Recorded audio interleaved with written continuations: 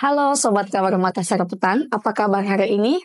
Senang sekali saya Sinar Mentari kembali hadir menjumpai Anda. Baiklah, saya akan membawakan berita yang sedang hangat-hangatnya di Sulawesi Selatan dan sekitarnya. Kita saksikan berita selengkapnya.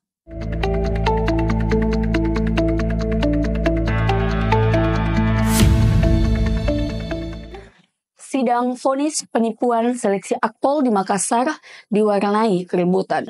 Sidang pembacaan vonis terdakwa Andi Fatmasari Rahman atau AFR perkara penipuan seleksi calon taruna Akademi Kepolisian atau Akpol diwarnai keributan dari keluarga serta kerabat korban yang hadir di Pengadilan Negeri Makassar. Dalam persidangan Ketua Majelis Hakim, Franklin B. Tamara menyatakan terdakwa Andi Fatmasari Rahman divonis selama 4 tahun penjara karena terbukti bersalah melanggar pasal 378 KUHP, junto pasal 55 ayat 1 ke 1 KUHP. Vonis yang dijatuhkan oleh majelis hakim tersebut sama dengan tuntutan jaksa yang menuntut terdakwa selama 4 tahun penjara. Sementara itu, pihak penasehat hukum terdakwa masih mempertimbangkan untuk mengajukan banding atas vonis yang dijatuhkan terhadap kliennya selama 4 tahun penjara. Dari pantauan krukabarmakassar.com, usai persidangan keluarga serta kerabat korban yang sejak awal menunggu di depan ruang sidang Pengadilan Negeri Makassar itu, menanti terdakwa penipuan seleksi Akpol yang merugikan 4,9 miliar rupiah keluar dari ruang sidang.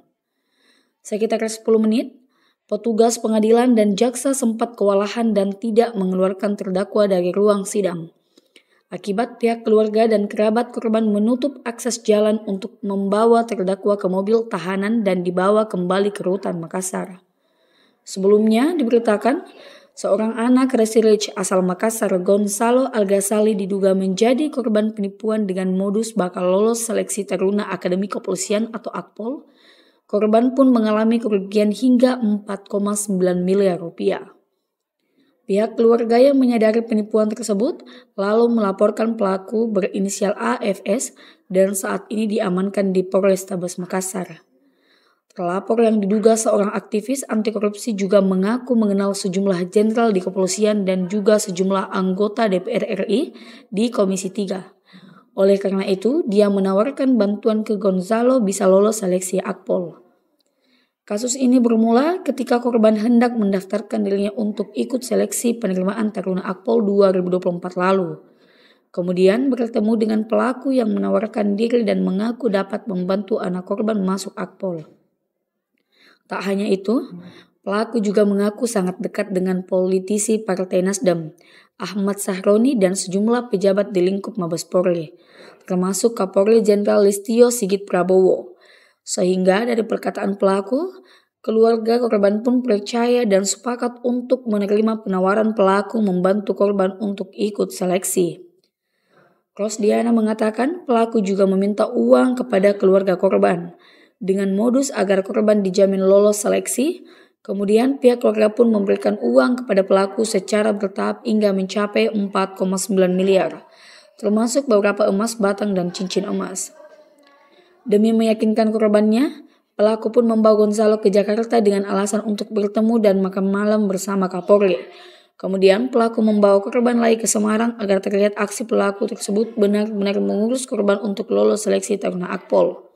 Sementara itu, Kasat Reskrim Polrestabes Makassar, Kompol Devi Sujana mengatakan bahwa pihak kepolisian telah mengatakan pelaku dan masih dalam proses pemeriksaan.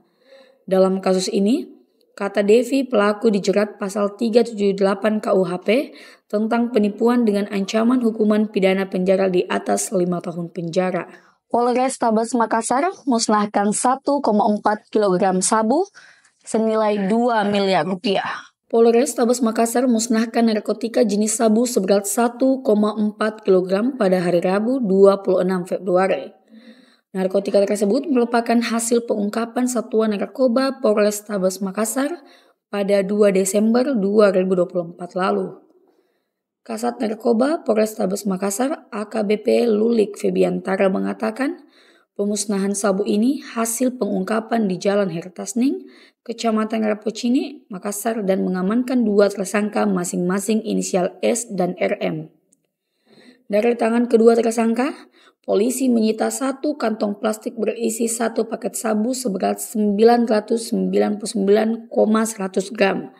Selanjutnya disisihkan seberat 31,895 gram untuk digunakan sebagai pembuktian di persidangan pengadilan dan sisanya seberat 967,114 gram untuk dimusnahkan di Mako Polrestabes Makassar. Lebih lanjut, Lulik menerangkan bahwa 5 saset plastik sedang berisi kristal bening narkotika jenis sabu dengan berat 497,978 gram. Sat Narkoba Polrestabes Makassar pada tanggal 2 Desember tahun 2024 yang bertempat di Jalan Hertasim, Kecamatan Rapocini, Kota Makassar dengan jumlah tersangka sebanyak 2 orang. Adapun barang bukti yang akan dimusnahkan pada hari ini adalah sebagai berikut. Barang bukti dari tersangka LK, laki-laki inisial S, berupa A. 1 kantong plastik berisi 1 paket kemasan gambar naga merah berisi narkotika jenis meth atau sabu-sabu seberat 999,01 gram. Selanjutnya disisihkan seberat 31, untuk melaksanakan tindak tersebut. Lokasi itu sebagai pihak tindak pidana yang menjadi prioritas mulai dari korupsi, penyelundupan, dan salah satunya adalah barang bukti yang kali ini kita musnahkan sesuai dengan pasal 1,4 kg ini.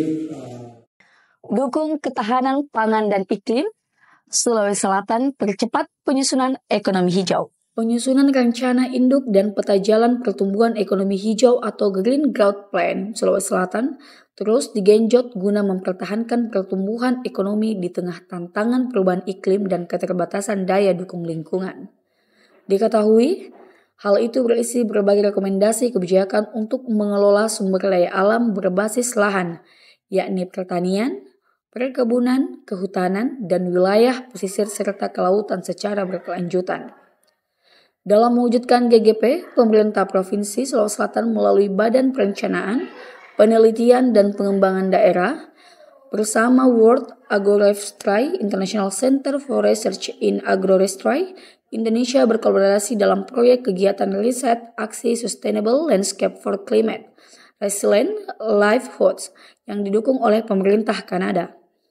Pada hari ini, Kamis 27 Februari, digelar konsultasi publik atas dokumen GGP Sulawesi Selatan tersebut pada Forum Perencanaan Pertumbuhan Ekonomi Hijau yang berketahanan iklim, pangan, dan responsif gender di Kota Makassar. Sekretaris Provinsi Sulawesi Selatan, Jufri Rahman, mengungkapkan jika proses yang dilakukan pada Land Lives merupakan bagian dari upaya penyusunan rancangan awal Rencana Program Jangka Menengah Daerah atau RPJMD.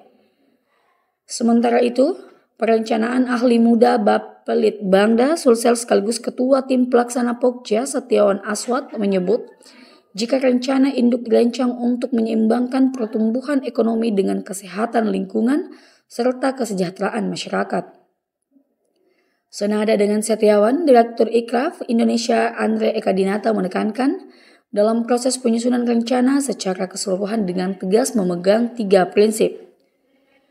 Duta Besar Kanada untuk Indonesia dan Timor Leste H.E. Jasdetan menyatakan dukungan terhadap pertumbuhan ekonomi hijau di Sulawesi Selatan. Ia menyebut jika program yang digalakkan tersebut mampu membantu para petani serta masyarakat dalam mengadopsi praktik pertanian cerdas iklim, menanam lebih banyak pangan, juga meningkatkan pendapatan mereka. Di tengah tantangan perubahan iklim yang terjadi di Sulawesi Selatan, penanganan perubahan iklim yang baik hanya dapat terjadi jika Pemprov Sulawesi Selatan mempunyai rencana pembangunan yang bisa memastikan ekonomi tumbuh dan lingkungan terjaga. Sulawesi Selatan juga patut menguatkan ketahanan masyarakat terhadap dampak perubahan iklim, terutama masyarakat rentan, khususnya perempuan dan anak perempuan. Salah satu cara dalam pencapaian tujuan tersebut adalah dengan menyelaraskan tujuan pembangunan dengan kesehatan lingkungan dan kesejahteraan masyarakat, sehingga manfaat pembangunan dapat dinikmati oleh generasi masa depan. HMI Cabang Goa, Geruduk DPRD Sulawesi Selatan, sampaikan 10 tuntutan. Sejumlah mahasiswa yang tergabung dalam Himpunan Mahasiswa Islam atau HMI Cabang Goa menggelar aksi demonstrasi di depan Gedung Dewan Perwakilan Rakyat Daerah Sulawesi Selatan pada Rabu 26 Februari. Aksi ini diwarnai dengan upaya massa merangsek masuk setelah merusak kawat pembatas dan mendesak petugas membuka gerbang.